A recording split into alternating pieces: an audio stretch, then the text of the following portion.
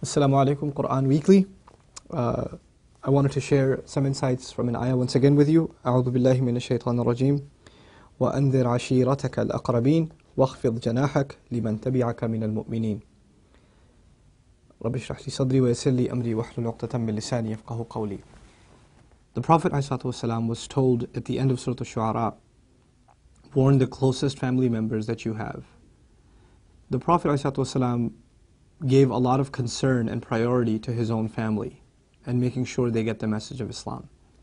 But before we talk about delivering the message of Islam to our family, we have to talk about having a healthy relationship with them. A lot of times, our communications with our family are really, really bad. We're not good listeners. We don't really have the sensitivity to understand things from their point of view. This can happen between husband and wife, and parents and children, and siblings with each other. A lot of times we say the most mean things to one another because we're family. What are you going to do anyway? And because we know each other and we know each other that well, as a result, we know just the most hurtful things to say to one another, and it becomes a norm. So if someone says something hurtful, you know just what to respond with that will be equally, if not even more, hurtful. And over time, this creates a very ugly relationship between people in a household. Again, that could be between siblings, parents, and spouses, that this sort of thing can happen. So we have to kind of, a lot of times, reassess and rethink the biggest priorities in our life. And really the gauge of what kind of person you are is how you are to your family. How are your relationships to the people that are the closest to you? You and I have a relationship with our employers, with friends, with people in our community, people we know professionally, people we know socially, etc., etc. But they only know a very small part of who we are. The people that know us most and we spend the most time with and are supposed to be the most important in our lives are our own family. And unfortunately, they see the ugliest side of us. They see the meanest, most insensitive, most dismissive, most condescending side of us. And so one has to kind of take a step back and say, what have I become? What kind of person am I that I don't even have a healthy relationship with my mother, with my father? I can't even carry a normal conversation with him. I haven't talked to my wife forever. And if I do, I just ask her, where are the keys? Or, where's the cell phone? Or did you send that letter? Or some shallow conversation. And when she talks, I'm not even really listening. I'm just kind of, sure, yeah, okay. Like that, like dismissive. And she knows that. And then you wonder why she's always talking to her friends, and why she's never talking to you. And when you say something, she doesn't respond because she knows you're not really listening and you're not understanding. And it goes both ways, husband and wife and husband. So one has to kind of really think long and hard about what kind of person you and I may have become. And by the way, this happens not just to people that aren't very religious. This happens to anybody. Religious, non-religious doesn't even matter when it comes to this. It's just a personal thing. And we become, for men especially, I'll address men in this talk a little bit. We're not naturally very expressive with our emotions. We're not naturally as sensitive as women are, as the women in our family are. So we assume that what we are doing is not having emotional consequences at home. You go home and you just start watching YouTube, or you start watching the news, or go on your computer for hours and hours, or talk to your friend or whatever. You don't feel like you did anything wrong, but your family feels like you abandoned them. You don't care about them. You're just doing your own thing. You didn't give them any time.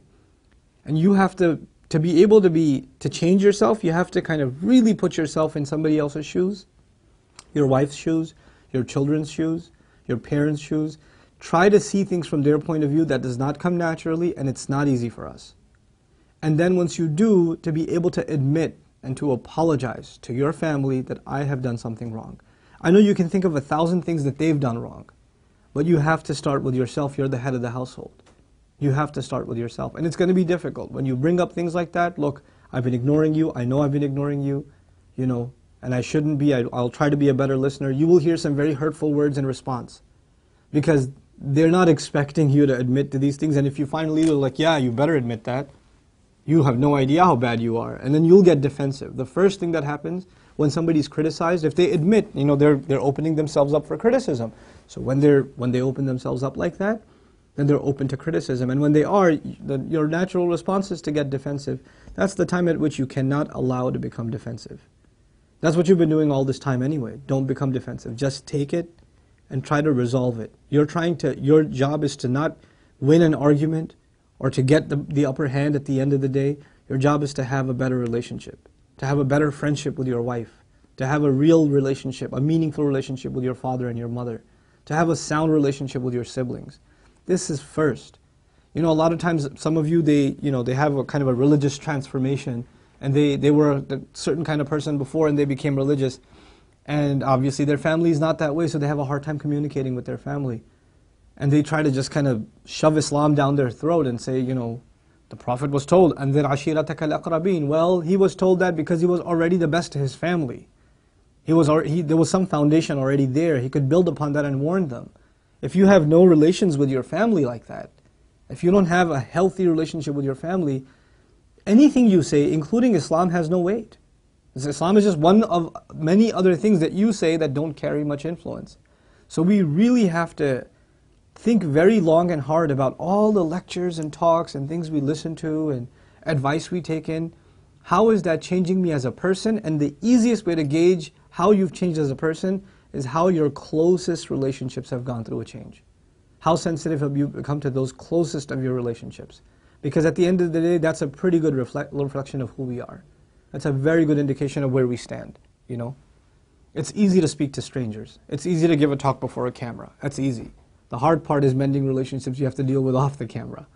You know, the people you have that are around you that have expectations of you, and you have expectations of them, and you have to deal with them in the closest and the most intimate of ways. So I pray that all of us become people that have sounder, healthier, growing relationships that are based on open, respectful communication, that we're tolerant towards one another, that we're able to use kind words towards each other and appreciate things. You know, I didn't talk about appreciation in this talk, but part of open communication is not just complaining about what you think is wrong and venting out your feelings.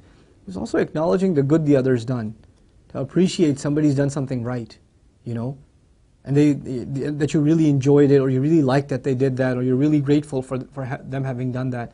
Mentioning these things, never assume your family knows. Nobody knows how you feel. They don't know. You don't know how they feel. They don't know how you feel. It has to be talked out. We have to become people of expressing our emotions. And you know, in conclusion, I'll tell you, a lot of us, we come from backgrounds that are like Asian, Arab background, African background, where family structure has kind of a formality to it. And so expressing ourselves openly and emotionally is very difficult, because we have these really formal relationships sometimes.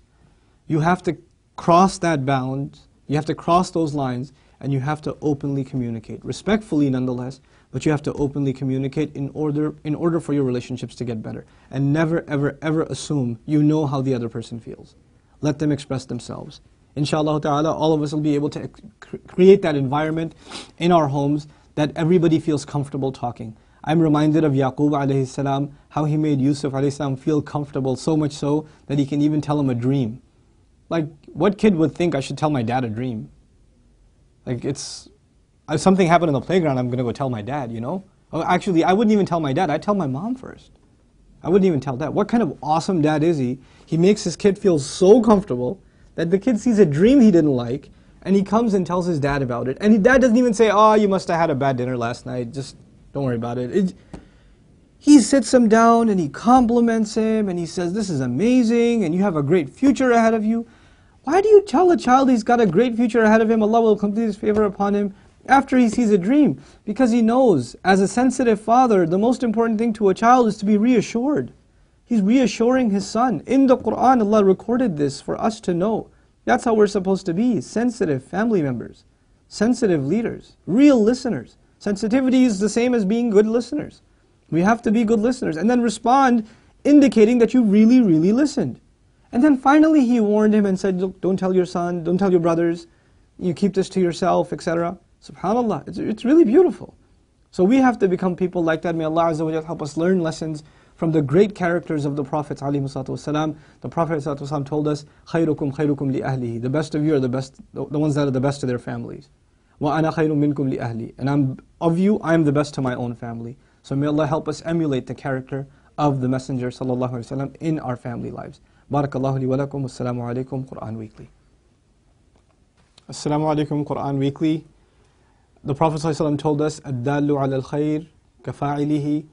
The one who points to something good gets the same reward as the one who did the good itself. Do me a favor and do all of yourselves a favor and share in the goodness if you benefited from these talks and these videos. Make it a point to share them with friends and family and get the word out. This is such an awesome project. I really, really appreciate the effort Qur'an Weekly folks have made. And I pray that Allah blesses them even more and brings even more and more good from them. These kinds of efforts, Allah tells us whoever doesn't thank the people hasn't thanked Allah. The hadith of the Prophet ﷺ teaches us that. So we should do that. We should appreciate the effort that's being made here. And the best way to appreciate their effort is to help them get more reward and get yourself more reward at the same time by spreading the word, inshaAllah ta'ala. Thank you again. Wassalamu alaikum. Assalamu alaikum. Qur'an Weekly. Do I have my mic on, by the way? Is it on? Working? It's working too? Okay.